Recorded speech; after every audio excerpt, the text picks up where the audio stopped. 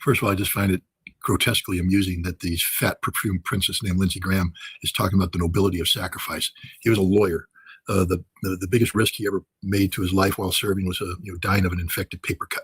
He wouldn't know personal courage or individual courage because he will never allow himself to be in a situation where he'll be confronted with the need to develop that.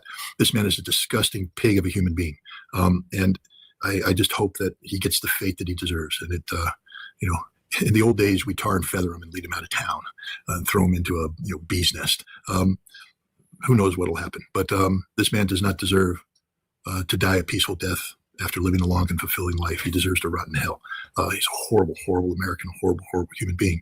But again, the nobility of death. First of all, the nobility of death is a notion that exists in theory only.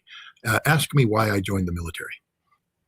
Why'd you join the military, Scott? Oh, I'm glad you asked. I joined to serve my country. I joined because my father put in 26 years of service as a United States Air Force officer. I lived during the Cold War. I grew up believing that the communist threat from the Soviet Union and China was real, and that there was a necessity for American patriots like myself to volunteer, put on the uniform, and defend my country, defend my Constitution, defend my way of life from these people. And I trained very hard. And the training was very realistic. But while you're training, what you're developing is muscle memory so that if you're under stress, you will perform to an adequate standard and you won't freeze, you won't yield. But you're training in an environment that, if you make a mistake, it's like, oops, okay, I'll learn from that. But when you experience war, when you understand the consequences of war, the consequences of actions, that people die and people don't come home, places are destroyed. I played a very heavy role in targeting Iraq during the first Gulf War.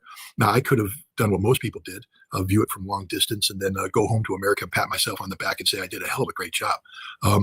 But I then went on to serve for 7 years as a chief weapons inspector in Iraq. I led inspection teams, and in the first 2 years of my time, I spent most of my time inspecting destroyed facilities, trying to figure out, did we get what we were trying to get when we bombed this facility? Did the Iraqis recover anything? One of the places we struck was the Ministry of Information. And I remember, we struck it as a command and control target and all that good stuff. But I remember going to that site and inspecting it, and we had asked that the people who worked there be present to answer any questions. And there was a young girl, a journalist in her late 20s, standing there, and she was literally shaking in fear and crying and sobbing and shaking. She was inconsolable. She was afraid of me. When I was trying to have a conversation with her, she just literally couldn't look at me. She was shaking. She was fearing. And I said, my God, what have we done? What have we done? We didn't blow up a building. We destroyed a human being. We didn't kill her, but we've ruined her. We've broken her. Is this what we fought for? Is this what we were trying to accomplish? And it's moments like that repeated over and over and over again. I remember, it's sort of a famous incident, but F-15Es, blew up 7 targets that General Schwarzkopf and General Glossen, head of the air campaign, briefed to the world that were Scuds. And I remember I said that they weren't, and I got into a famous pissing contest with Schwarzkopf that got me fired. It went up to the chairman of the Joint Chiefs of Staff, Colin Powell, who